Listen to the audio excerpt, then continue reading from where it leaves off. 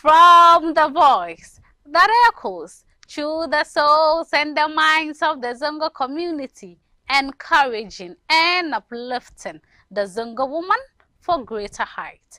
Dandalin mata barkamu kuma yau da sadawa da ku yau firanga topicin gane wani babban matsalan da yau yake addaban zango. A lokacin da mace da aka santa da kwarjini da kamun kai da sanin ya kamata da so da gyarawa, bature ya ce miki nurture, wanda ke nurture mutum, aka waye gari mugun kwayoyi kwaya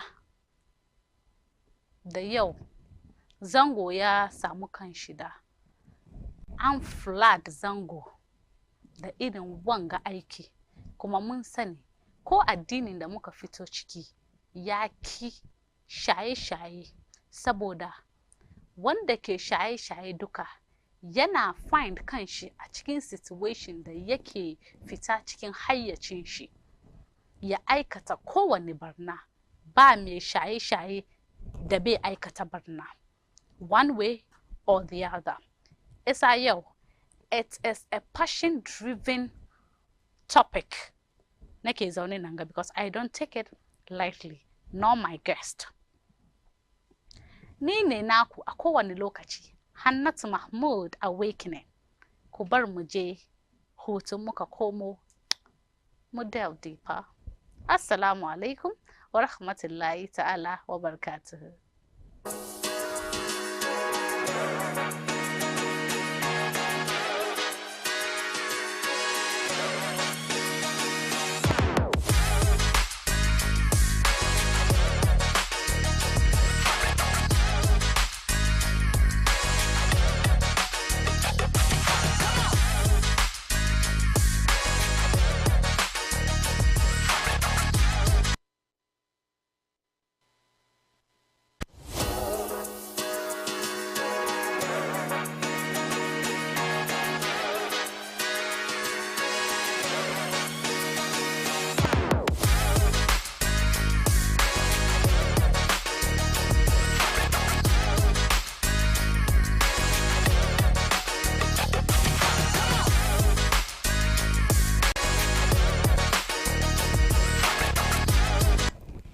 Barkanmu da dawowa masu kallo. Kafin mu je hutu, yanda na ce muku, wanga shiri ya taba mu at every point, amma dai kun iya ku duba mu kai tsaye Baina TV kan Facebook, haka kuma Baina Multimedia akan YouTube. Yau ba za mu kara emotions a cikin wanga magana ba, amma shirin ga ya tuna mini da wata da na sani da muka girma tare, ga ta da kyau, ga ilimi, ga kwarjini, ka ganta she ka so ta. A ran da na ganta ba kafa, an yanka kafan, na tambaya me ta je ta yi sata. Da ta je yin sata aka kama ta, bugun da aka mata, aka kakkara mata kafa, ya kai da aka je hospital da a sabinta she an yanka kafa. Abinda ya bar na kawo wanga magana shine ta je sata saboda ta iya ta sai kwaya. In aka gaya maka kudin da ta je yin satan, kudi kankani ne, saboda ne in ba ta sha abin nan ba, ba za ta iya ta yi rayuwa ba. Ga kyau ya kare, ga ilimi babu, in ka ganta ma ba za ka so a ce ka santa ba. Shi yasa na ce this is a passion driven for all of us here. I really mean it. Amma kafin mu je, kun san ba za a iya yi fira haka a ba da ilimi a ci gaba a rayuwa in ba samu ra'ayi daban-daban, kuma ra'ayin waɗanda suka san me suke yi a rayuwa. Yau ina da an activist, mace ne da ta tashi ta ce ba ta yadda shaye-shayen da ake yi a zangonninmu. A drug abuse activist, sannan a founder for Youth Against Drug Abuse. Ita ne wa Zulaiha Usman mai zango. Na san kin santa, ko kin taba read something about her, ko kin ga videos about her fighting for our youth for a better future. Sannan muna da wanda kullum muka santa nan ga, mai gida ne nan ga. Faiza Majestic, the professional henna artist, and yes, Faiza is needed sosai saboda me, she's a mother, she's a woman first, and she is a mother, kuma ta san zafin haihuwa da tarbiyyantar da yara. Kuma mu fara kan Zulaiha. Zulaiha, barkamu da yau. Mun gode da muka kira ki out of your schedules. Kin samu muna lokaci kuma kin zo nan ga. To kafin abin da zai kamata in tambaye ki as mace, menene ya driving ki fara wanga advocacy, because mun san yanda society mu yake and the view about a woman kan wadansu batutuwa. How did it first started? To, assalamu alaikum wa rahmatullahi ta'ala wa barakatuh. Da farko dai zan mika sakon gaisuwa da mai martaba sarkin zango Dr. Alhaji Hamisu Bako da chairman na wannan kungiya na Zongo Against Drugs, Alhaji Kamal Bebe. Na farko dai na ce abinda ya sa ni shiga cikin wannan haraka na fight kwaya ko drugs shine ni da kaina na girma na gani abin da ya yi mutanenmu, especially youth zangonmu. Ana cewa wai yaran zango ba su amount to anything. In ana neman vices ne, social vices, crime, duka sai ka ji an ce yaran zango. Har ya kai ga lokaci yaran zango an zo an san su da shaye-shaye.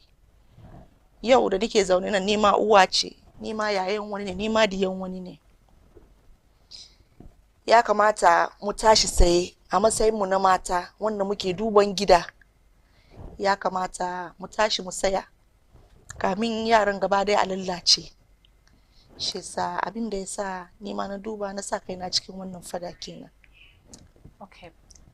Yanda na ce first kama, na san azumaci ba zai yi sanyi ba looking at dominance da yake cikin society, da yanda society ke view mace, da societal norms da aka lay out aka ba mace kamar ga ka'idodin da ya kamata as mace ki bi. You being first a married woman, and mun san yanda zamantakewan aure yake da yanda namiji yake at the top end komi. Menene challenges ya kika pave way through har yau aka san Zulaiha as an activist? To, na gode da wanga tambaya. Farko dai kalubale akwai shi, saboda cikin zangonninmu ya yi very normal a ce mace ba ta da murya, mace ba ta da voice, ana taimu mu mata. To, in muka duba tafiyan gada ake yi, yanzu mun kai wani wuri da ya kamata mata mu ma mu tashi mu saya, saboda in dai gida bai kyau ba, mace ko ke baki kyau ba. Kuma mu ke duban yara, shi sa ya kamata mu ma mu duba, mu bi diddigi, mu duba abin da za mu yi gidanmu ya zaunu har yaranmu su samu tarbiyya mai kyau. Na samu wanda ya ce mini ni matan aure ne, in bar social media, in bar wanga fada. Na samu wanda ya ce min kaki fito da fuskanki, ke mace ne. Amma in ka duba ainihin abin, yanzu batun shaye-shaye da miyagun kwayoyi yana cinye mu a cikin zangonninmu, yana cinye mu. Kaga manya-manyan mata yaran sun shiga cikin wanga hali amma babu mafita, sun kasa ganin ina za su je saboda stigma da ke tare da shi. shi yasa kalubale dai mun fuskance shi, amma ni ma na yi sayin daka tare da support daga mai gidana da family na samu goyon bayan su, shi yasa ni ma na daki ga wanga fada na ce mu ma mata muna da role da za mu play, ba za a bar mu baya ba a ce wanga fadan maza ne, no. Shi yasa ni ma na sa murya kan wanga fada.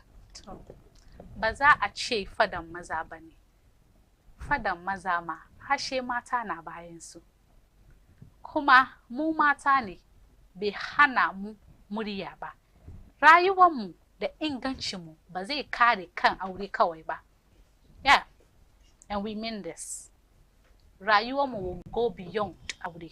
Mun bar legacy da da samu da wannan legacy.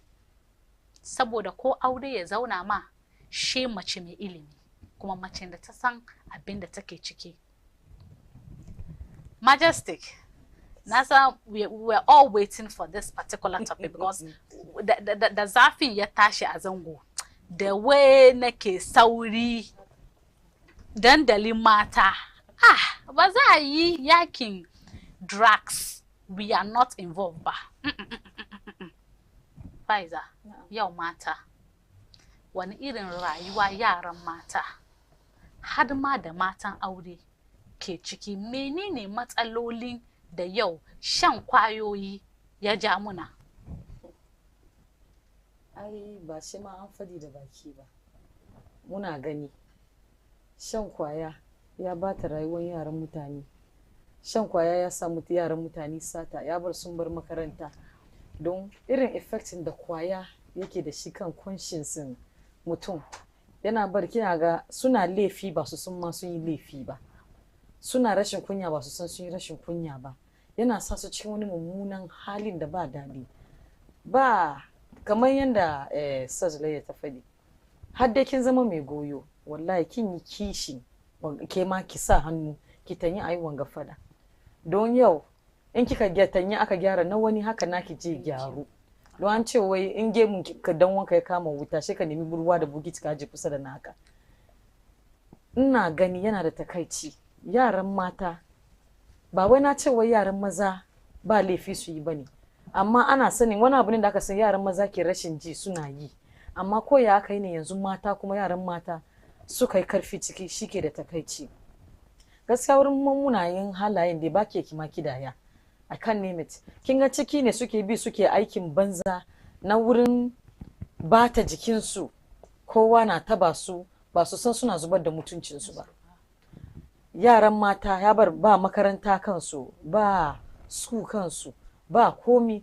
Yanda dai za a yi dai ko ta yaya dai, kamar yanda kika yi bayani kika ce, ko ya kai dai for a little fix dai, abinda mai shi je ba ruwan shi wani irin laifi je yi, wanga abu ke kawo musu wannan takaicin nan duka. Kuma yana da zafi.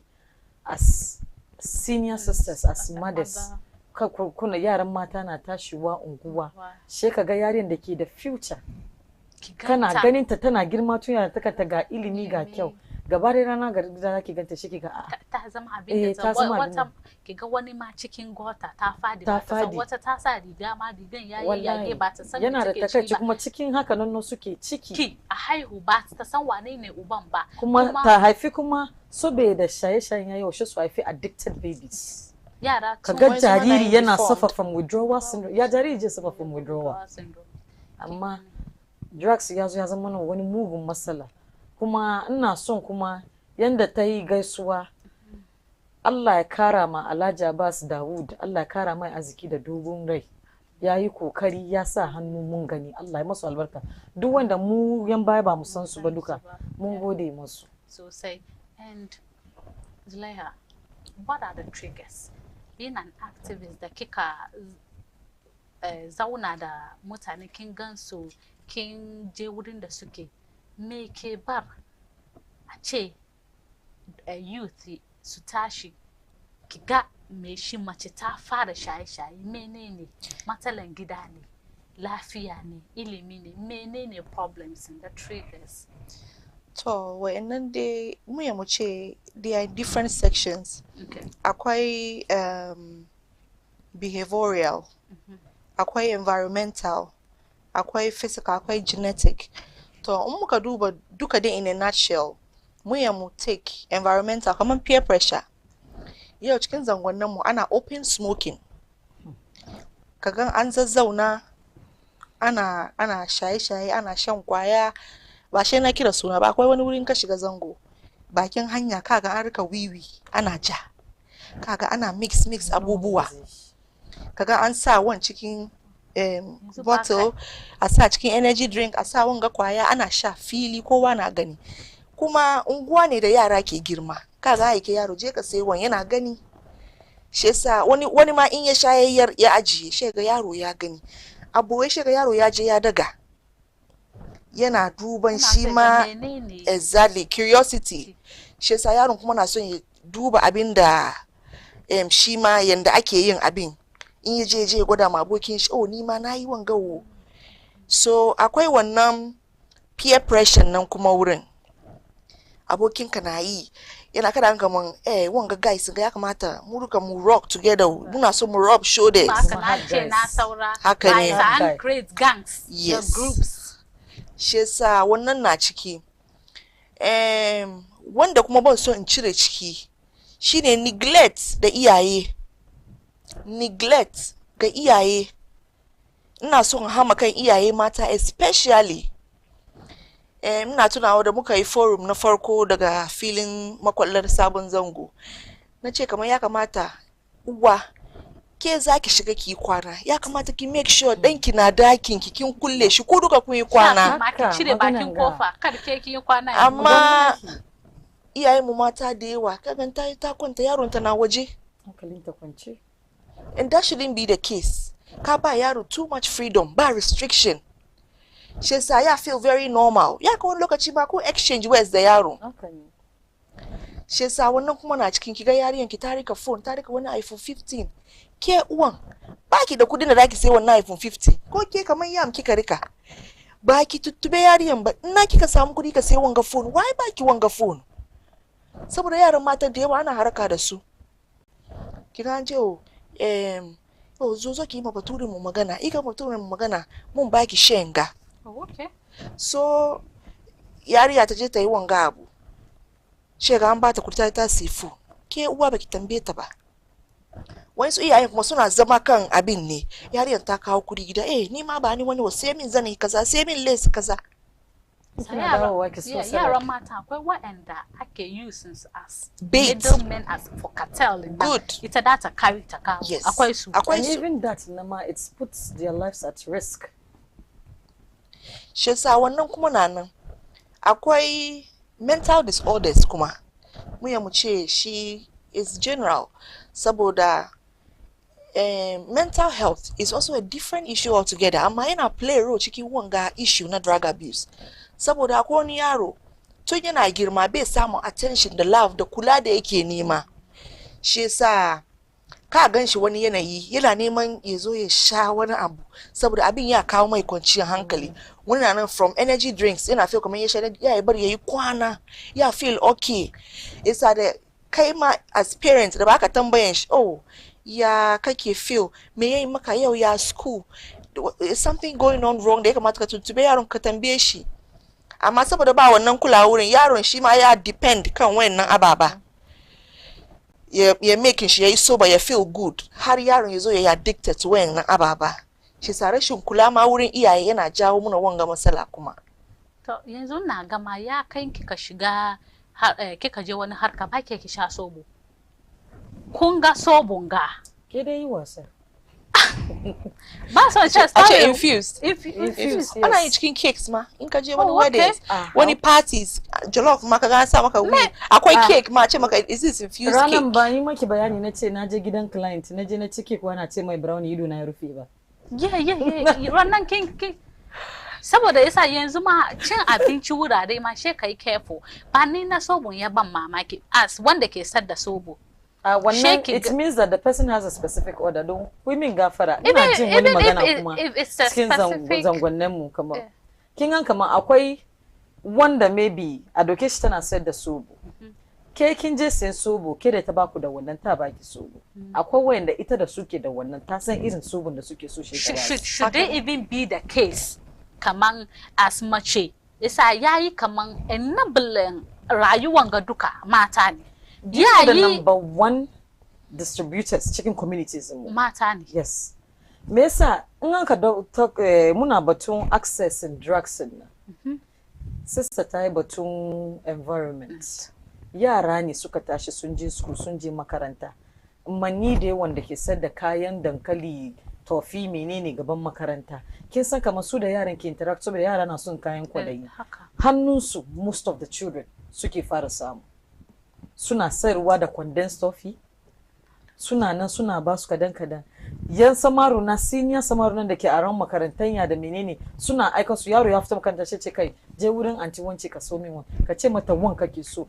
Kids are curious saboda ta arziki ne da ake son a tara dole ko ana son a zama agent bata tarbiya insha Allah ba masiyatan da suka kai su masu sayarwa su wannan they are just middlemen akwai masu arzikin akwai hierarchy na amma wayanda suke course kansan ba su da komai ina suka ga arziki shi yasa in suka sai suka kare wani riba suke samu saboda as an entrepreneur duka mai sadda abu ya san kama abin da yasa da ka kafe cikin abu shine jari profit isa takofan kuma da takofanka ba zai kawo alhairi da aka fara yakin akwai video da na gani shaida na yi hawaye saboda kina tambayan kanki ya iyayen me shi suke feel umman me shi baban me shi yar uwa ya zo looking at how society mu ke stigmatize abu kai da ba ka yi laifi ba ka in ba ka duba da kyau ba don dan uwanka yayi stigma da kai za ka face a cikin society yaya ne saboda takofanka even hearing this and knowing that you're not even earning much me yasa za ka yi yara kanana yawan ka duba zango yanda kika ce abinda aka samu ne barna da kyar I had this encounter anniya ne wani abu ya zo magana ma ba magana mai zafi ba ne wurin shara she ba yi sharan da kyau ba da za ta yi magana ta ce hajiya duba mi wo mi dadda mu no an ka sisiya mako zungu akofre wato da mu aka san da rikici wai da tana yanda take a dan da wato yanzu ta tuban ki yanzu ta girma isa da za ta shiga zango sai na ce na da zango fona omun ni jumadi ai yau twin na muna wanga like nake ce mata mu ne bamu da nayi da mu aka san mu da banna mun bar an san mu da fadace mun bar an gane mu da zango ba abu mai kyau zango mun bar an tag mu in a particular way and then ya zama stain cikin zangon nan mu yanzu ma kai da ka fito zango kana da dan ilimi kana dan kokarin kama she still baka feel recognized baka feel ma kaman kai dan zango ne kuma ka shiga wani wurin da kai kawai ne musulmi ma yanda za a duba ka do alhamdulillah dai na ce wannan kuma da yanzu ya dan sake because kinga mu da muke yara the kind of vices we were seeing na ce da muke girma our particular generation ga ya dan rage don muna girma yanzu mu muna girmawa da ganewa kama a'a abin ganga ba daidai mu is it for the intentional youth da kike fadi because this is the same youth in the yau ake yaki because of su isa da ake muke girma yayannin mu na jiya they were all about hey an tashi yanzu gano an ci cire wuka ke za ja gidi amma mu yan bayan su kuma da muke girma da Allah ya ba mu sa'a muka yi makarantar sosai muka yi school sosai muna gani kamar no abinda yayin mu suka bai kamata mu zo mu repeat shi ba amma da satin ne abin ne an tun shuka shi isa an zaka fa da baka kai sun ka ganyen kawai dole sai ka shiga rutun to yanzu ko kowanne ya saurayi yanda za su ma hannu a cire rutun nan shine magana but then again wallahi I would want to commend our efforts or their efforts irin su sisters like an yi kokari naga kamar ya kawo wani changes because kina ga an shake like an shake the root cause suna fada sosai amma abin ya zaunu ya dade isa ba karamin yaki ba yau kawai da yaki ba yakin a yi shi bakwai dai ko wata dai a bari bane kinga it needs a continuous effort ne nike ce me in kika shiga zangonnin mu yau bayan gidan manyan da kake expect they would know better da za su san zafin haifuwa, zafin renon yaro. Bayan gidansu aka kafa kungiyan abin ake sayarwa, ana sha, ana distribute, ba su magana against it. In ka zo yau kai kokuwan shi wurin ka tafi, gobe ba ka zo ka duba ba, za ku su kuma dawo ne. Manyan da aka san suna wazi suke rike da gari, in ka zo ka ga mai sayarwa aka daga mai shi aka kai sarka, sai aka wannan babban no ya zo ya magana ci wallahi dana ne, wallahi diyan sista na ne, sai a sake. Har yanzu yan sandan ma wani bi ma shi ga ba su son su sa baki, don suna tambayan ka me yasa za mu bi ka mu je mu kama, gobe wani babban tsakanin ku ya zo ya cire mai shi, shikenan kin ga an bar effortin irin ku ya koma mai baya kenan, because it's like almost one step forward, two steps back. Sa aka kuke ta yi. So batun wanganga, I can say kaman yanzu tunda sabon zango suka tashi da fadan su addabe mugayen kwayoyi, ya zama kaman tunasarwa ga zangonnai da yawa. Yau suka Furiduwa, su Kumashi, su Nima, duk an tashi an yi small groups da ake zuwa a yi magana da youth. Wayan su ma like vigilante, ban ce vigilante teams, kaman dai tax force team na unguwa a je a duba inda akwai wanga drugs a confiscating su. Batun polisai a je da issue su dinga wasa meeting da lokacin da shi ministan mu na interior Alhaji Muntaka ya zo zango, ya ba mu assurance cewa shi maganan ga national issue ne, kuma shi ya zama muna dan zango, shi yasa zai muna abin alfahari. Ya ce muna wai zai ba da orders a police station duka in dai aka kawo maganan mu su dauke shi da muhimmanci. Saboda mun samu cases da ana zuwa da yaro ko mutane an kama su da drugs. First operation da aka yi zango, da aka kama drugs, an kone ne. Aka kai corporate and police station, and I think by 24 hours I'm releasing su, because kami aje a remand mutum court ana neman evidence, shi sa me ka kama shi da shi ba komi. Shi sa shi ya zama su yan tax force da su wanga groups nan lesson cewa yanzu in dai suka kama ka da drugs, ba a an bar ka rika abinka, ka rika kayanka, aje da kai police station, in ya kai aje court kuma ka je da kayanka. Shi sa gaskiya dai mun samu gudunmuwa wurin shi interior minister mu, ya yi muna kokari sosai. Ya bar yanzu in muka shiga police station da irin wanga kara ana ganin muhimmancin a attend to irin cases haka. To wanga magana so abinda da majalisa kike magana kika yi batun yanda mu musulmai da ma bayan kofar mu ake wanga abu, yana bar ina tambaya ina conscience mu as musulmai, ina tsoron Allah. saboda suratul Ma'ida yayi magana kan intoxicant, ake ce ma believer kaman intoxicant, idol worshiping and gambling aiki ne na shaitan. Allah ke ce muna kaman as believers we should shun away from anything intoxicant. And yawanci mu nawa aka sauke Qur'ani bayan yau akwai yaya shekara 10. Is it that ana bi cikin Qur'ani nan dai ne, ko kuwa ana bi cikin Qur'ani a ji maganan Allah a yi aiki da Allah? Let's even take the God factor out. No, I know. Yeah. But then again, yanzu hakan ga ko a ce kai kafiri ne tun da ka tashi baka san abin da ake ce ma Allah ba, kina zaune kin zauna shekara 10 unguwa, yaron da aka haife shi gabanki kika ga shi yana girma, samari mai muhimmanci, kamin ya shiga 11 12 ya fara kadan ba ke ki ce mini kamar you are so blind to everything, you are so ignorant kamar ba ki san the cause of that child's abin ganga ya ake cewa that child's negative change ba. Kin sani this is not even about God, this is about you and your conscience as a human being.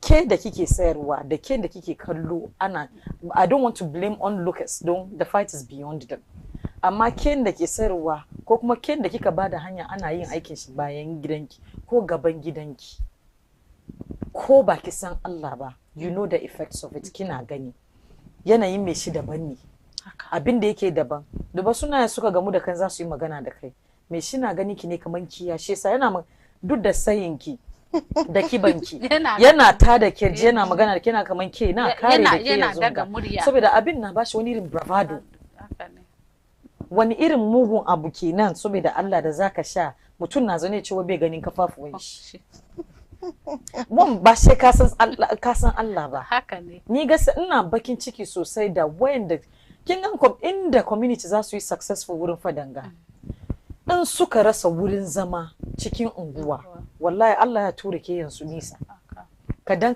har abin ya zo ya bace amma so far as ana ai dana ne adiyan wance ne ai wani ne ana kyale su abin ya ci gaba kuma ki duba kin san ikon Allah duk masu sarwa kananan unguwan ga cikin yayansu duka fa kowa ya lalace yawanci haka ba za ka lalata na wani kai naka yayi albarka ba shi muke manta wannan menene me yasa har yanzu ba iyayen mu ba su kishin abin ga to me yasa iyayen mu ba su kishin abin ga Faiza ta ajiye hujjanta ta ce ma in ma muka cire da Allah fakta kai ba mutum ne mai zurfin tunani ba to maganan Faiza ya zauna ni kuma na ce a lokacin da conscience ka is not enough as a judge to you what about the Allah factor Allah cikin Qur'ani yayi magana mai ce are you not people of understanding bari mu je hutu na dan yanka magana ne mu je hutu are you not a people of understanding do you not think as a people kan wanga mu je hutun in muka komo mun ci gaba da shirin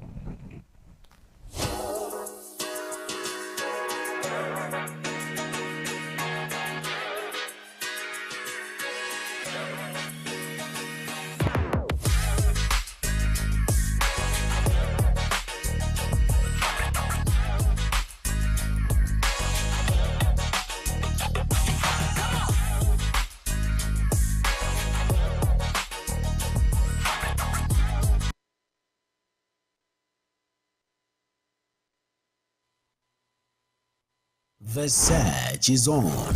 Are you a Muslim between 18 and 30 years, passionate, driven and ready to showcase your talent? Baina TV proudly presents a unique reality experience, The Ummah Show. Are you ready to make an impact by reciting the Holy Quran, spoken word, poetry or public speaking, arts, design or digital creativity, innovation, entrepreneurship or storytelling? The Ummah Show is here to empower you and nurture your talent into the next big star. With some amazing prizes to be won, stand a chance to win a fully sponsored Umrah package, capacity building opportunities, and some amazing cash prizes. No long forms, no boring stuff, just your best self. Be bold, be part of something different. Apply now at umma.bainamultimedia.com or call us on 0539 487757. The Ummah Show. Definitely different.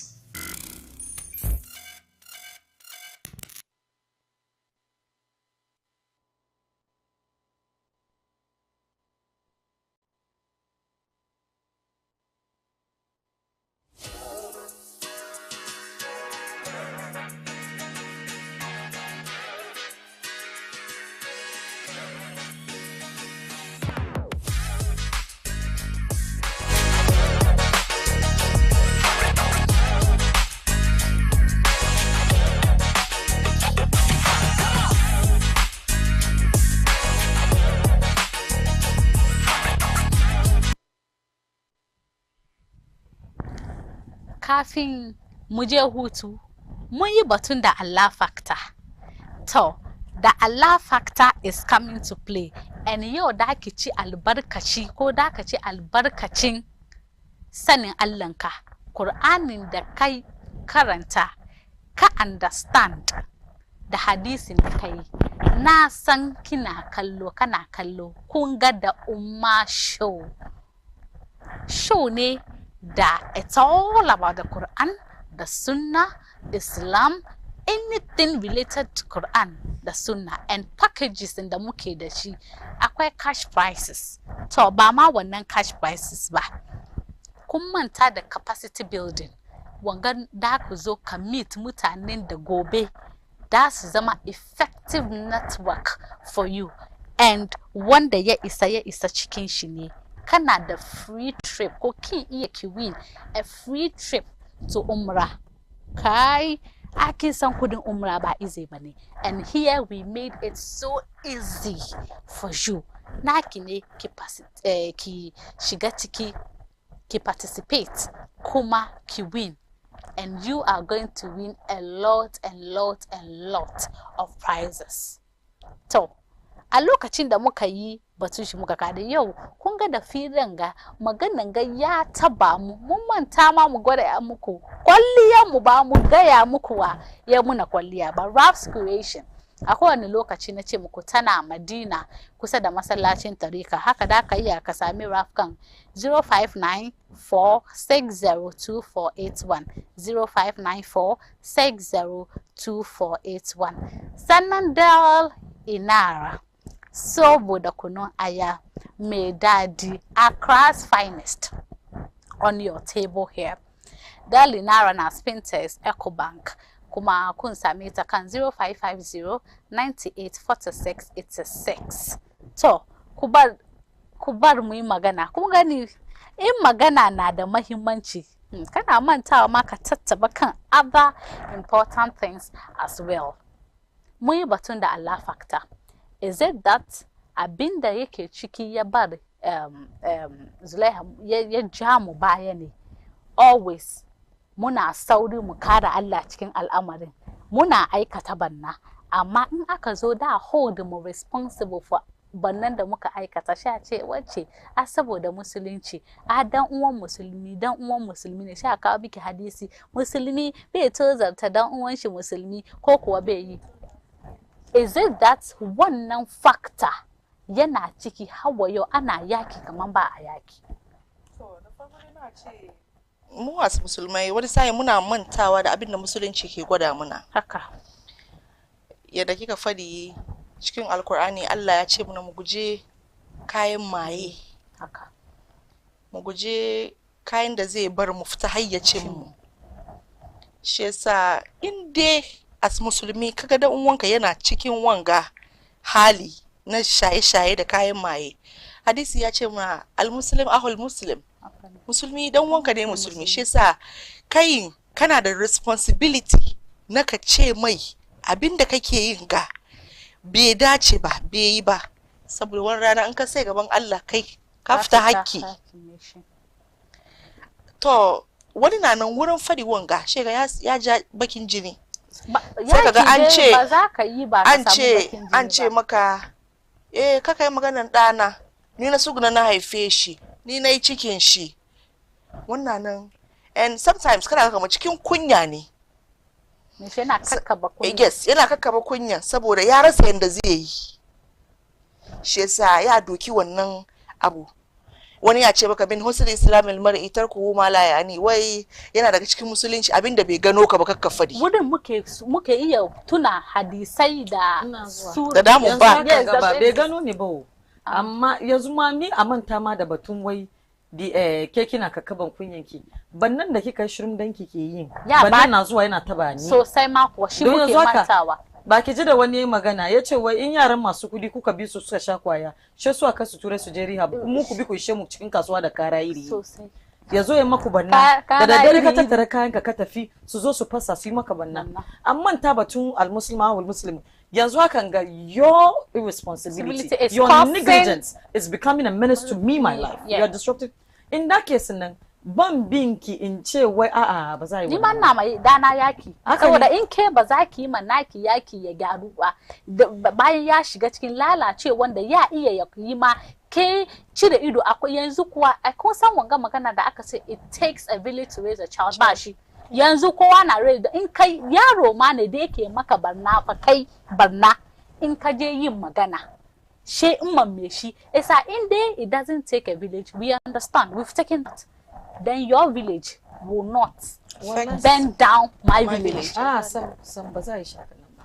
Kuma nakin nan da yake tashi a dauke shi, especially mu inda muka tashi cikin zungun da gidan da muka tashi, gidan da ni na tashi ina ga kai ce at a point we had like 30 kids all growing up in the same compound. there is no way zaka ce min kaman there is no inter-influence in between the kids. Akwai peer pressure. Don ko ya kai muna tashi tare. Amma kin ga wata uwa saboda a bacin rai yaranta suna fitowa su ko makaranta ta kulle su daki. Ana gida guda building guda. Don wancan da ita taki ba nata tarbiya mai kyau. Ya fara shaye-shaye yayi kwana a lokacin da maman shi ta kwana ita ba ta je ta nemi danta ba. Sai kin nakin da kike faman ki kiyaye shin nan. Watakila yaran ta kai sa sun so batun juna suna abuta ana girma tare yana ganin abin da dan wanke yi bai ganin kaman ke uwan shi hana sha abubuwan da ke kina kiyaye shi ne shi na kaman abin na zan mai fitina kina ga ya uwan wance ke kyale shi yana samun rayuwar shi kan ki duba wannan da uwan ta ki hana shin ya zo ya damu ke nakin da kike hanawa a lokacin nan kin ce mini kaman in zauna I should mind my business. No, there's no business. Oh, your business is definitely my business. Yes. Wannan magana yanzu mun doki wadansu maganganu wani sentences, wani phrases. She muna rena ma kanmu hankali. She ki wadda ake ina ce hadisan ga da verses in Quran na nan amma yana tashi a lokacin da it is to the advantage of the person saying it. Ya mind da musulunci ya ce ka hani abin da bai shafe ka ba abin ga ya shafi kowa da kowa ne abin da bai shafe yana miki bai shafe ki ba saboda danki bai shaye ya shafe ki saboda mai shaye yayi abota da danki a wurin dai fara gwada ma danka esa abin ga da ake yi ya kinga ko ya taba mutane da yawa and dole ya taba su saboda kudinka bai kamata kai kudin da kai kake samu kan yakin ga bai kamata ai gudun zuciya ba ko kadan ya taba a rufe kowa ba mun duba masoyanmu yaran masoyanmu marigayen da muka sani unguwa yaran da suka haifa suka bari yau ka je kina zaune gida wallahi su zo su wuce kin yi kwalla don kin ga yanda umma shi tare ne shi Allah ya mata rasuwa kin ga yanda baban shi fara ne shi Allah ya ma baban rasuwa yaro ya kasance yanzu ba wanda je gyara hanyar shi ya je ya karu kan abokannai da rayuwansu ba na kirki ba shi ma ya zama wani abu daban cikin wai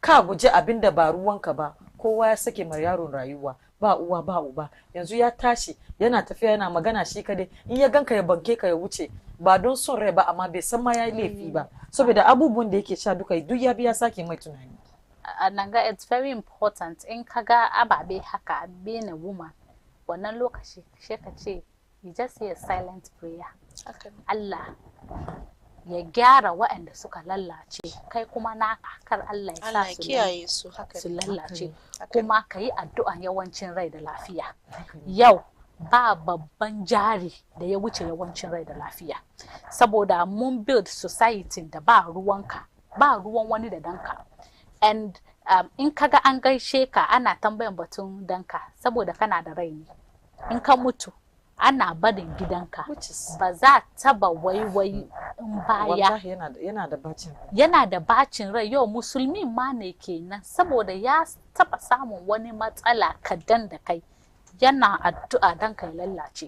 On this note ina so in dago wani magana kadan don na observe ni mu muka girma you will not walk every 600 meters without seeing a mosque mun ga masallatayya ina son yi wani tambaya a lokacin sallah mutane nawa ke cikin masallaci yaran maza nawa ke cikin masallaci yaran maza nawa ke cikin base me yasa ba sake masallatayyan mu na rabi a mai da su affordable rehab centers for kids don kamar yanda yau Ajja Zulayya kin ga sikan jikina na tashi don na tuna da wani yaro masoyi nan da na sani da wallahi na ganshi kwanaki na yi awaye kin ga rehab is expensive shi yasa wurin iyayen akwai iyaye da yawa I know you've encountered them ta rasa yanda za ta yi da kanta don peer pressure ya fi ita tarbiyyanta karfi ba yanda za ta ita ne bata da kudi da za ta yi ma yaron rehab kuma kin san rehab it's a continuous affair kuma it's expensive nawa ta samu ta ci kuma suka shiga wannan hali nata ma ya zo ya sata doke je ya sha da shi sosai ma yawanci masallatayen mun ganda suka yi yawa we have volunteers ko ni da nake zaune ga wallahi na yin sarka da few hours go and the training from people like even this. I am exactly. ready. I told her. Mu ya kamata a convert some of them to rehab centers for these boys, training centers for them. Ka shigo unguwannai within 600-900 meters we have about 8 mosques. In aka kira sallah 8 mosques has less than 10 people praying. At that very moment that prayers is being said, bases are full with boys and girls smoking their lives away. King wanga magana ngada kike kin taba mini topic da nake so da ma musamman we'll talk about it, that masallatai da yawan da muka gina didn't do any good or harm saboda mun yi batun masallatai ya gashi amma musulman ba su sallah. Exactly. Ga masallacin amma musulman ba su da ilimi. Kuma kin Me yasa ba za mu yi mu mai da shi ma we are building ba mosques in our communities with the sole objective of salat being performed there. Amma kika je other places outside Ghana, mosques are not, their main objectives are not just for salat, they have other uses. Kin ga masallaci gefen shi an yi library yara, gefen shi an wani karamin training center. Exactly. Things that will attract yaran na. Kin ga na zo na observe yara. They are curious beings. When they are growing, hannun su na neman abin yi. Kuma gaskiya in ba an directing su abin yi na amfani ba to hannun nan wai shedan ya nemi musu aiki ne. Kuma our communities da sissa ta batun controlling yara. When you go into a big kekin batun dare ma, ni I'm more bothered with after school hours, morning hours, even school hours. You see kids roaming around. You see suna dai yawo ne, there is no structure, no control, nothing. Amma in an samu irin centers ga kamar research akan ga yana da girma. In aka doki wani part shi aka rehab center, ana samun wanda je sarka da lokaci, ana kawo youngsters da aka ga kamar no maybe na shi na girma yana so ya fara bin abokan nan banza, ana training su.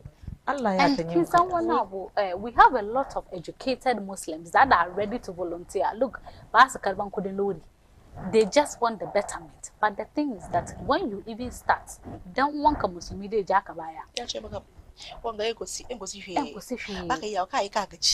It's like from the onset, mindset is so negative. If I muke capture abu tun kafin abin ya fara. Muna da Musulman da yes, okay, da yi wanga, maybe every weekend ana son ayi ma yara ayi musu magana. Ayi kaza muna mantawa yanda muke kokarin yau, yanda muke rayuwar nuclear family, mu da ƴaƴanmu da mazaje ko mu da matanmu da kanmu na muna mantawa haka ma namu da muke kokarin kullewa cikin kofa mun kulle shi cikin kofa amma mun manta ya fita zuwa school ko bai zuwa ko ina ya je makaranta to a wurin dai gamu da wanda kika ga ba kulle kofa ba yana lallacewa da baki maganan nan ba yayi abota kuma shi kira zuciyar shi dai kama da shi.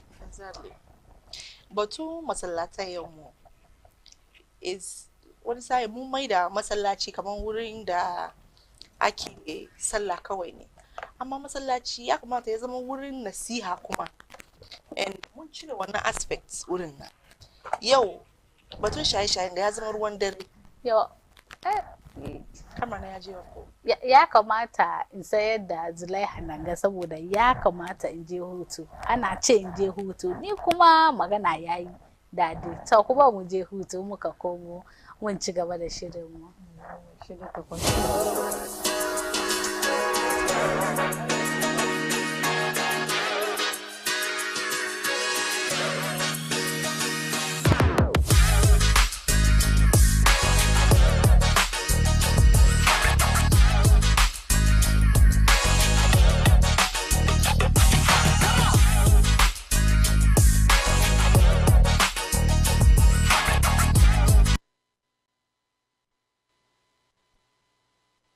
The search is on. Are you a Muslim between 18 and 30 years, passionate, driven, and ready to showcase your talent? Baina TV proudly presents a unique reality experience, The Ummah Show.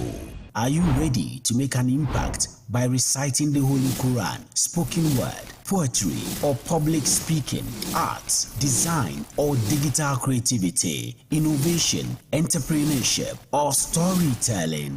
The Ummah Show is here to empower you and nurture your talent into the next big star. With some amazing prizes to be won, stand a chance to win a fully sponsored Umrah package, capacity building opportunities, and some amazing cash prizes. No long forms, no boring stuff, just your best self. Be bold, be part of something different. Apply now at umma.bainamultimedia.com or call us on 0539 48 7757. The Umma Show. Definitely different.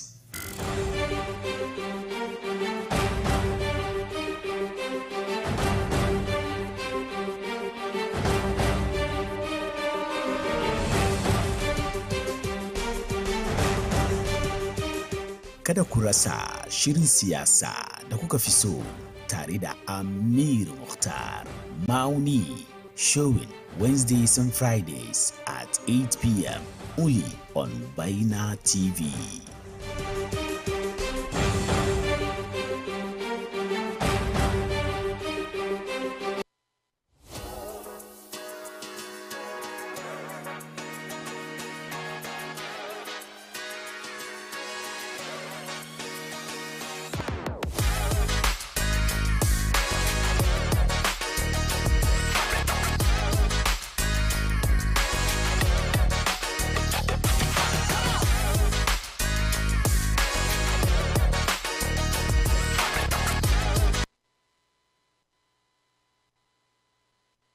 A lokacin da muka ajiye kanmu as the ambassadors of Gyara, which Gyara must take effect, and it is taking effect.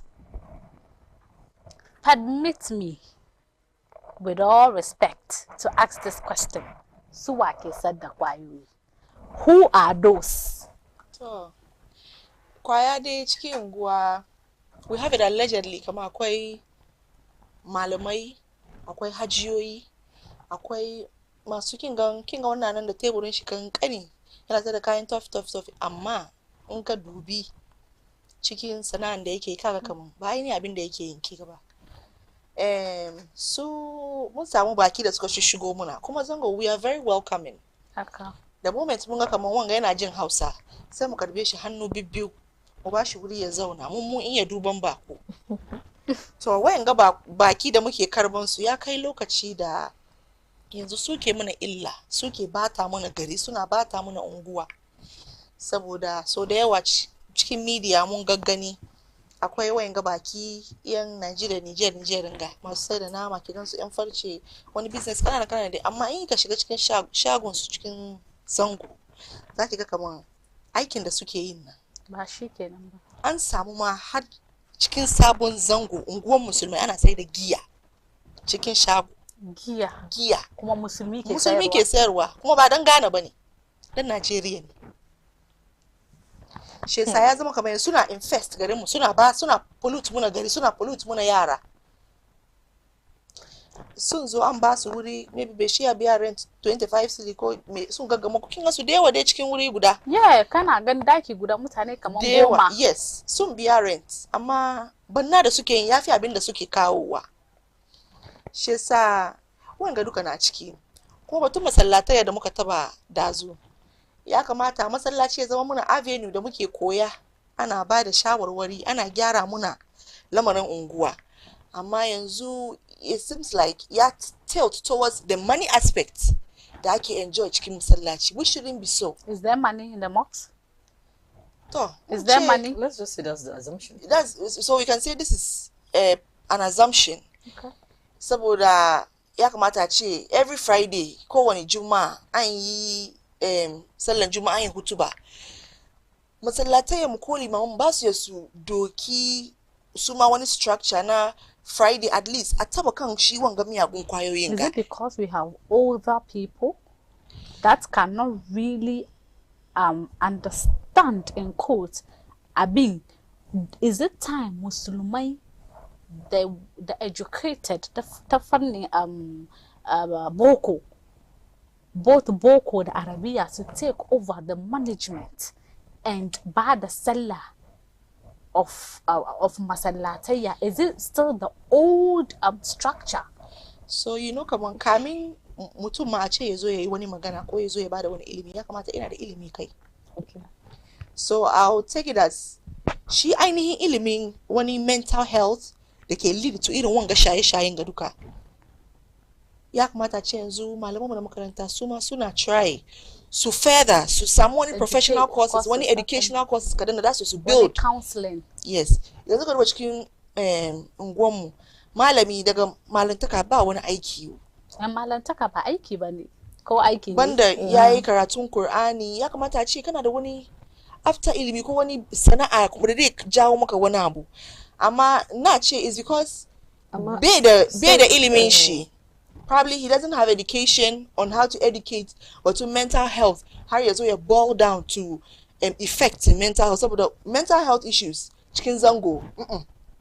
In kai batu mental health cikin zango an ce kaman kai you are trying to be too westernized. Sisters Leila, issues for a second there, let me interrupt you. Cewa ba. Za ka kinga malaman mu don na san malaman mu wayan sun su ba su da aikin kansu. Amma akwai wayan su kuma masu aikin kansu. Bringing us back to converting some of our mosques into, prayer centers and then rehab centers or training centers and that. Ai muna samun malamin da ya ni wani malamin mu mai dunki ne banda makarantar da ke. Na san guda ma yana aikin fawa. Aha. Me shi ya iya, shi ma in je sadaka. One up for a token. Yana train youngsters cikin shi trading shin nan. In ya so bai zama na kaman malantakan nan kawai me yake yi ko?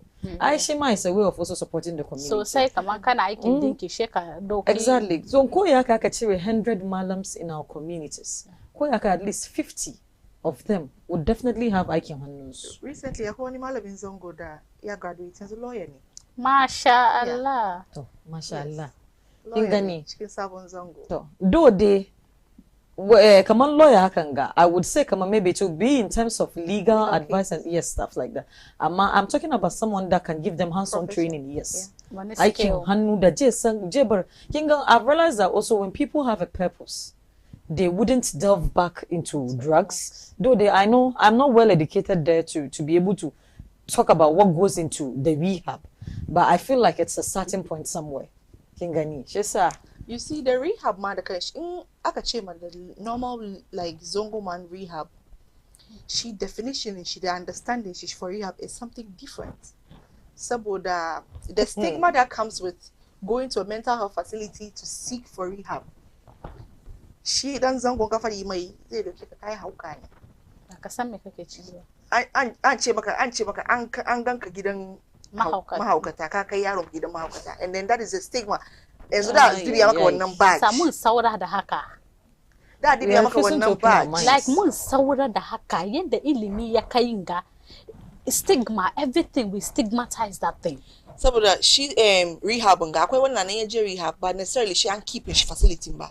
Wannan nan da dilin shi as outpatient yanda kake zuwa Kwalebu stomach pain a bar kai scan a baka magani a ce zo review. Haka wani inside in ka je mental health facility za a duba ka baka magani a baka advice a ce maka come for a review.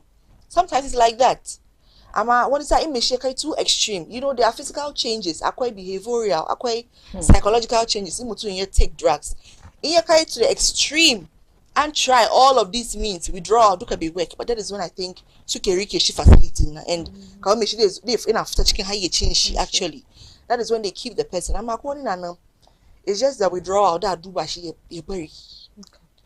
Wanga ya kawo da muke batun drugs na zo wurin ki yankuri da muke batun drugs.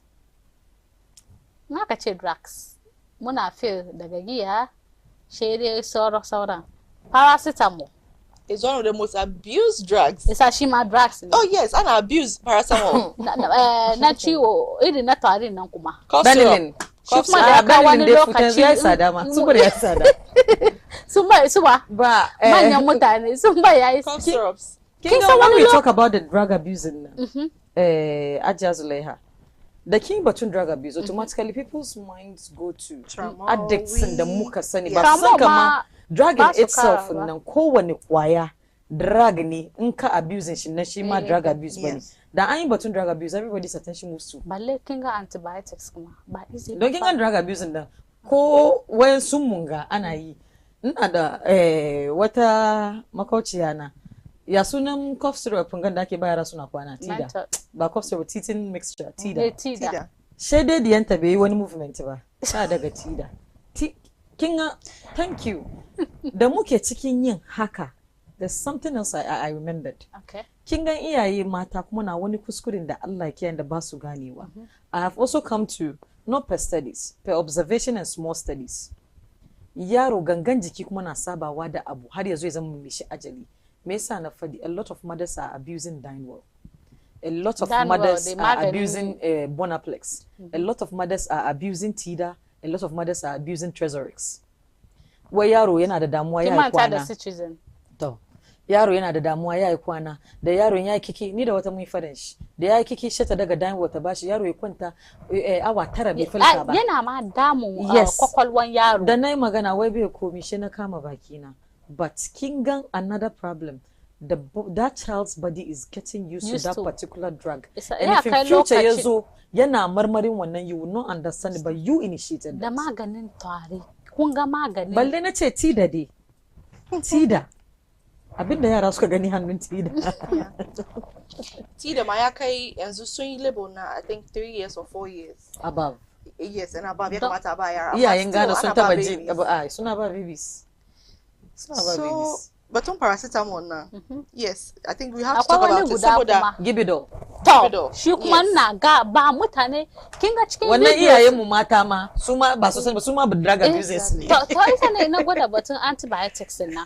Kun ga antibiotics balle ma in ta ga kamar tana da wani itch no jikinta na kai ta je ta ga gani a duba kamar me yayi wani dai Antibiotics. hormonal imbalance ma ne kuma she ta sai irin ka sha shi Clovinal. rana uku. A shi ana ma okay, super chicken, Clovinal super so, chicken. ba shi ba na shan da kanshi. Flucloxacillin su Suna nan, flucloxacillin, suna nan. Amoxicillin kuma. Zinat na kuma nan. iyayen mu mata this one goes for them in suna cikin mota kowane magani da an ce ko toje wunan usisi yani ya A ce magani Sai su guda karbi. yana jinya goma. yana Ba ki to iyayen mu sun tsoro. sai kin shiga wurin iyayen mu sai su hada bakin da jan da farin ta hada kwayan ta insha Allah ta fi me sai kwa Yau kuma duba batun kidney. ya kikanta mu Duba batun kidney da liver. Yes. Yau mutu a ce duka saboda kullum da da causes ya of zama drug problem. abuse kika shiga social media duka kin ga wanda take neman taimako a je da ana son sai a me samu ce wai kidney. ban shan giya ban shan shan sigari sigari. ya aka yi Shi sa iyayen mu ya kamata da yan kallo ku ya kamata ku san kaman ba su tramol da wiwi da sigari ba shi kawai ne Drug ba. in ka sha yake ko me shi kaga me shi ya sha too much shine drug abuse ba. Shi paracetamol da kan renan nan da in kanka ya ciwo pe ka je ka dauki ka sha. To ina san Shi wanda ma- ita da safe ta tauna Drug biyu, abuse ne. da rana ta tauna biyu. yan kai kara musu vitamin C Vitamin C kuma suna drug shan vitamin C mai dadi wanda kake sa cikin ana ci a ruwa. mai da shi tofi bakin bukata ki ga ana bude biyu To, a sa baki an wanga fa, jima kin san fisherman's kamar yana friend. damun kidney Fisherman's friend fa. wani ciki ne fisherman Shi Na wani makoshi. sore throat Na na. ce miki shi kuma how abin a shi matsalar na da yawa matsalan Matsalar manya yana da ne. yawa. vitamin C ranar na je Shi batun drug abuse na is very broad and Ba isa sometimes ba. it's very heartbreaking saboda you see a potential person and then shi kamar saboda abin da bai taka kara ya karya ba yau gashi ya shiga cikin wani yanayi and in kai ma ka zo ka ba da advice oh I think me shiga in aka kai shi nan an ya samu iyayen mu komai sha je burin malami ban ce malami ba kyau ba ban ce ko Binkice ko shi wane. a je wai Ko na- an je da yi mai Something to a rubutu certain- yeah. wani sa'in shi ka je an ce ana yi mai ne an ga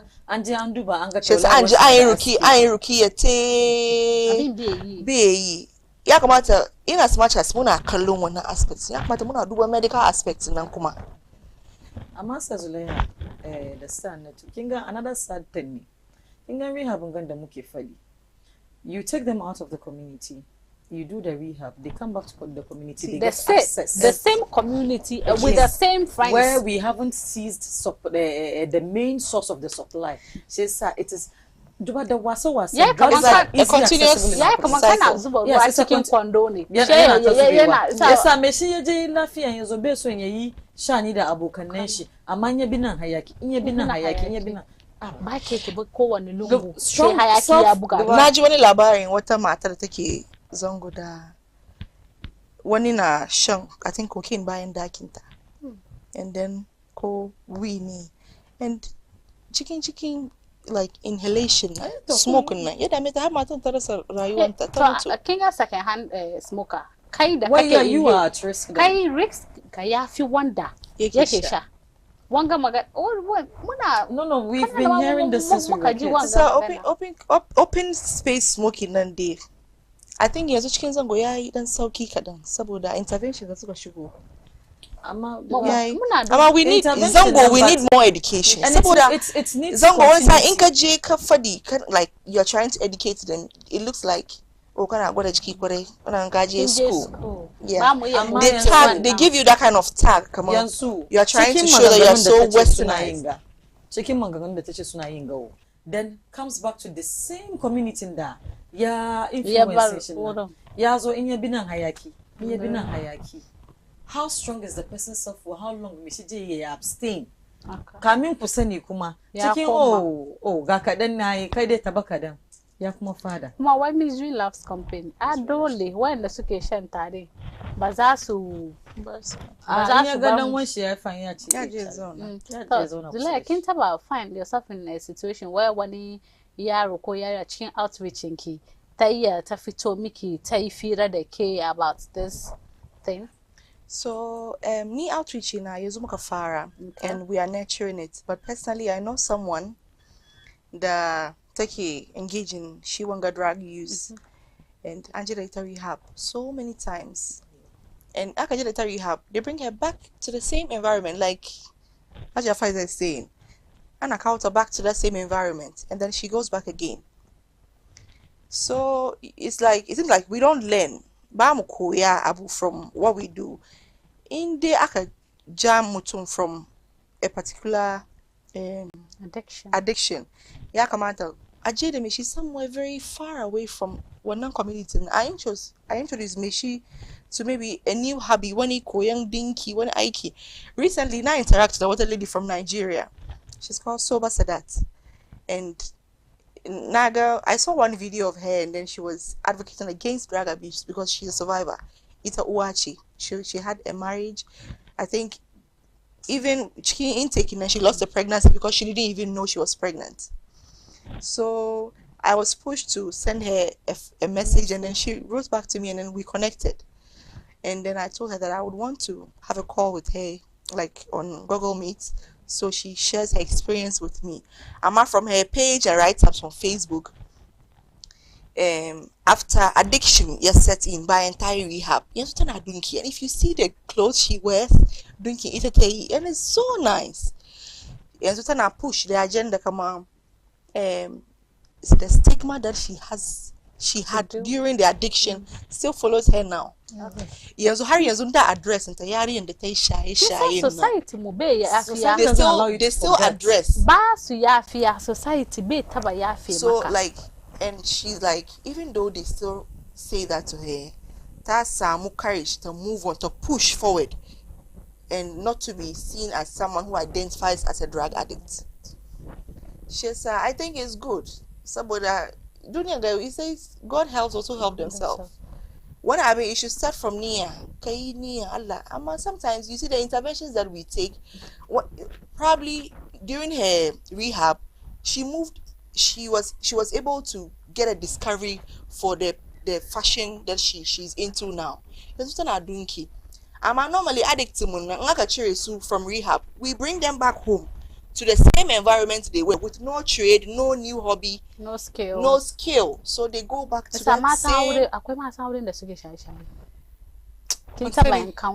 Encounter. Yeah, but there was a recent case on Facebook where a girl was seeking funds for her mom. The mom is an addict, and I learned she was. I saw that video, and I think when you're looking at the girl, is she also not into it? People complain of the girl's looks because she had dyed hair. It's because of the dyed hair. Yes. No. So I think probably they judged her from her looks. Okay. But it's true. Sometimes you should look very presentable. Yakmat can look very respectable so that people won't judge you. People approach you how they I actually want to commend the girl because I understand you talking about approach, but if you look at the mother, you would ask yourself the kind of upbringing the girl had. Honestly, I even want to give her a 17 for being raised by a person with such a condition and still having the mindset to seek help for her mother. Which means, and I don't know whether Kongani, before Maya can Zongo Yetashi, there is this particular lady on TikTok that Akakaita rehab. Yala la Chikmoba. Anya Chiko. Yeah. Nagani. fine lady da aka just for a short time da ta je ta zo ta yi kyau mace ne da kika ganta yana da ban amma ba ita akwai wanda kuma aka kashe yanzu yana aiki ma wani company ban kira sunan su amma shi da alhamdulillah ya saya wannan company da suka ga an sa shi kan social media ana gyara shi suka ce inda ya iya ya bari sun dauke shi aiki gaskiya kuwa sun dauke shi aiki yana yi amma ita wanga bayan Allah ne irin wanga kuma initiative in kai ka dare me shi for a change and me shi ya sake the mind can get weak the mind is strong at the same time is very weak without the willing haka easy ba wallahi ba easy ba yana da bacin da easy ba batun drugs day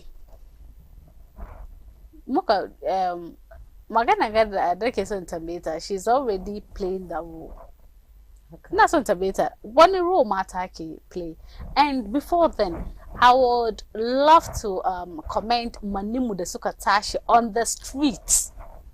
I saw those videos and I saw bacin ransu balle da wani kalmomi ya fito daga mace wannan kalma we are so disappointed as women. Bai kamata a ce mace da aka santa da haihuwa tausayi da reno ta yi wannan kalma ba. And I love yanda sarakanmu iyayenmu dealt with the situation. For people in Zongo su san kama ba za ka iya ka yi yanda ka ga dama ba. Ko Allah na son bawa mai kunya. Ba za ka aikata banna ka fito filin duniya ka ce ma duniya kamar na yi kuma ba abin da za a yi kuma na koma yi no. Akan kuwa ka sa abin da kake hallaka ne. In danka na shaye-shaye abinda na tambaye ne a lokacin ga in danki na shaye-shaye in yarki da wata rana da ta sai ta baki kici a lokacin da kike kwance ki samu mai jinya in tana shaye-shaye how would you feel? And ba zance ne mai dadi ba na san zancen ya ja a lot of things and I love how it went yanda aka deal with situation. I was so happy with the situation saboda in kai da ka sama ka isa you want to do it, there are laws, there are authority, there are hierarchy da dai ba ka san kamar ba ka isa ba. Please wait ba nan gaba before wanga question na so ya escape na a cikin advocacy kin ga duka kin taba meet wani threat wadansu ababen da ya faru like saboda a taiminki. So personally ban taba receive portrait guda ba wanda ya taba kira na ya sorata ni but no I think it's just a setback and duka ira kira ka ce maka kai mace aure ne fita ciki na samu wanda ya kira ne ya ce mini sorry bai kira ni ba message ya send mini ya ce mini please be careful of what you say in the group. You are a married woman. Married woman tana da magana da ya kamata ta fadi. She na cewa me shi sorry but did I do anything wrong as a married woman? No, but the way you talk, be careful. People are targeting you. She na ce mai really. She na ce mai kaman alhamdulillah. Thank you for your concern. Allah watches over me. Allah sees everything. If Allah wills, anything will happen to me. Allah is watching. Allah is still protecting me. Amana good. Should we always be kan wannan si saboda ana son a shatin ka abu sai a kawo you are a married woman, you are a woman. Married woman, but what cause is she fighting for? And mu matan kuma bi ya fi damu. Married woman kuma ta zama uwa, kuma ta zama yaran abin da muke discuss yana damun yaran mazan community ne. Tunda dai ta zama uwa. Dole ne ta yi wanga yaki. Wanga ba batun married woman bane. Ki sani a lokacin da mace ta daga murya duka. She a tuna miki kamar idan ke mace ne ke matan aure dole ayi hakuri saboda an yi nisa. Yakin an yi nisa because buffalo na kama. Don yanzu me have more strength, man. Like, yeah, should it always be that a married woman? How? Listen, can't we break away from these societal norms that are mata? Male patriarchy, yeah, chinye. Yeah, chinye mu da kaman a woman. As mata mamuna feel kaman it's very normal. It's very normal to shy away. Yeah. Na tuna da wani magana ne batun shanin matan ga. Ba ya ce mace ta yi shirin concerning this subject because some of the main distributors of it ba ma middle women nan ba. Wani bawan Allah ya yi video kan TikTok. Shi ma mai sha ne amma yana cikin abin da ya cire kanshi ya kasa ya yi TikTok. Ya ce yana jin daɗi da aka tashi aka saya amma ya fadi aji. Ina manyan lorukan da ke fitowa manyan garuka suna kawo kayan hasi to insha Allah wasu suka zo suna sayawa wani wuri da wannan kwayan mannin mu wayan sun da ke ciki su je su karbi nasu zubin kwayan ciki sannan loren ya zo kasuwa. Yes. Mannin mu ba wake tura wake aika sako a kawo kayan hasi gari ba mannin mu ba wake yi da kanshi ya fadi yayi magana. Na ga wannan video. I am so heartbroken. Banga Sasa baya ce mata saboda women are part of the perpetrators, a large percentage of the perpetrators. Mesa, and the question still remains. Ya kamata mesa mata a cikin kowani banna suka zama enablers. Kin ga komai kafin ayi ya zauna mace ne. Wanga kuma yana go on to tell you that a errand da muka find ourselves da in mutum ya ga abin wani yake ba ka san me mutum yake yi ba yanda aka ce aka ga mai sadda tofi condense tofi kanana da amma she kaga abin da take da shi she ka tambaye ta ina kudin ya fito ai so bai da ba kudin albarka bane sa Allah bai sama albarka suna cikin shi amma ba masu kudi akwai masu cikin dai ai su ne yan sama amma yan middlemen da su suke distribute kin ganda yan middlemen sun ki da abin bai samu hanya unguwa masu karba ta kofan nan suke yin banna sosai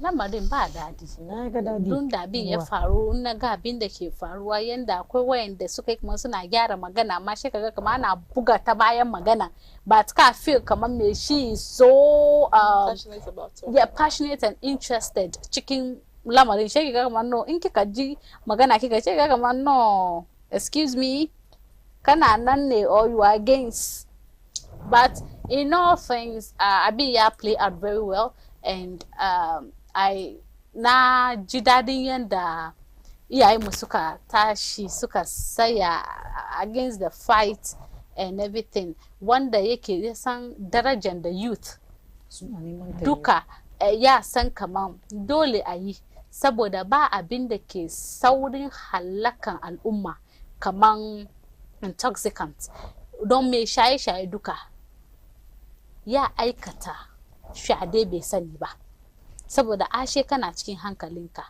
ya yi sata bai sani ba ka caka ma wani wuka ya saboda ya sata tensity a karbi fonin wani ce kaga kaman an halakar da mai shi saboda mu duba it's not always about abin da muke kudin da zai zo hannunmu one of the wealth da ba mu ganin mahimmanci shi ne mutane ka iya kana da kudin duniya duka amma baka da mutum kai ba kowa bane ko ya mutane ke cewa kaman wai kare is loyal ba zai iya doke ka a lokacin da ka fadi ba dan uwankan mutum shi dai baka taimako sa ya zo muna cikin lokacin da mun fi daraja kudi da daraja mutum da amfanin da yake zuwa da mutum sanatu ya kuna tuna da wani abu guda da kuma nake son tun da sisters Lena nan ga taji muna fira sai abin ya zo kaina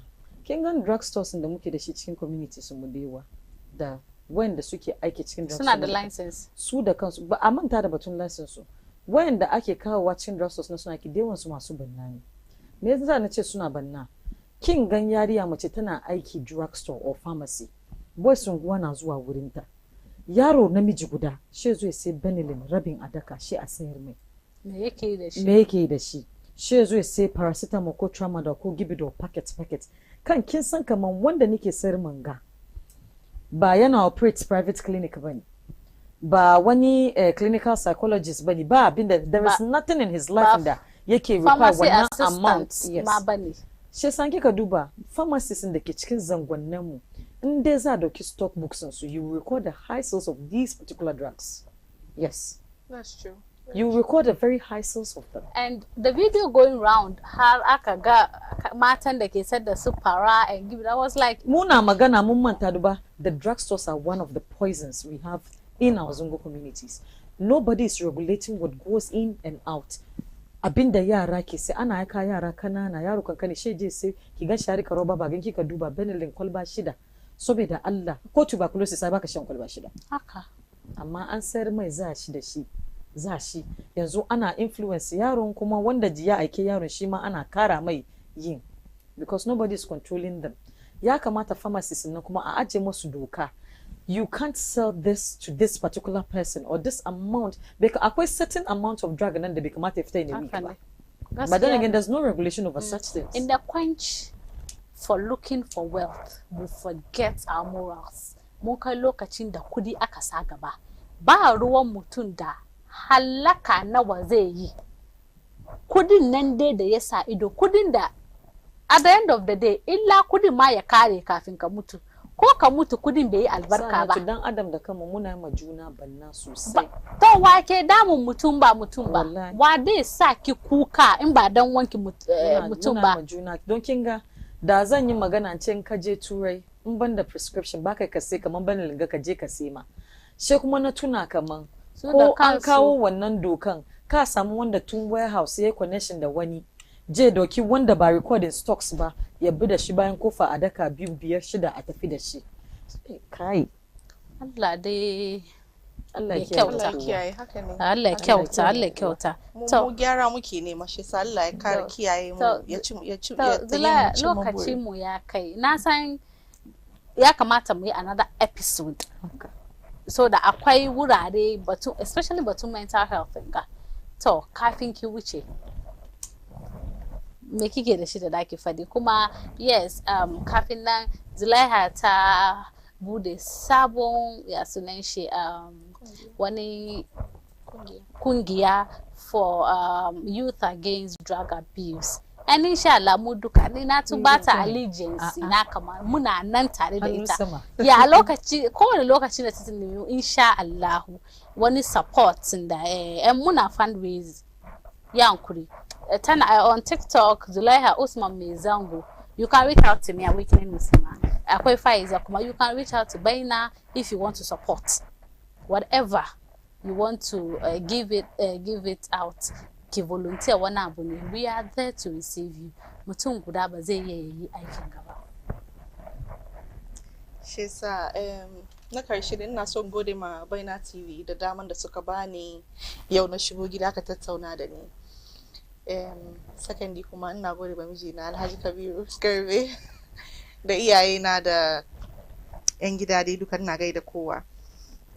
Zan yi magana kadan batun yada shi kungiya na Youth Against Drug Abuse wanda nake jagoran shi kungiya ne na matasa da muke son mu duba yadda za mu gyara batun shi kwayan da ya shigo muna da ya addabe mu a cikin zango muna so mu duba mu tanye youth mu to mu approach mu shine muna son mu je cikin schools saboda ina da wani team wanda muke zuwa makaranta tare da su muna zuwa makarantayya mu yi wanga outreach to amma shi ya da muna son mu je schools mu shiga zangonnin mu inda aka ce maka zango ne muna son mu shiga wurin mu je schools da ke cikin wannan zango mu yi ma yaran magana muka yi musu magana an gwada musu kaman kwaya prevention ya fi ka fada cikin azu ana neman cure kuma Allah ya ba mu iko muka yi wanga program mun kuma dauki ambassadors 10 ko 5 cikin kowane school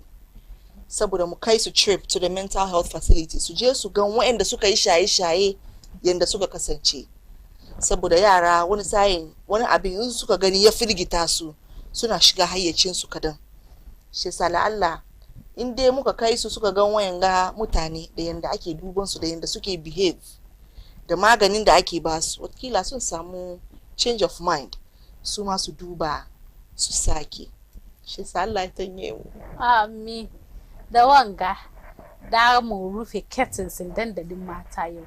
Na san firan ga yau ya razana ki, ka koyi wani abu kuma ka san kaman kar ka fada sannan ka yi yunkuri ka fita ciki.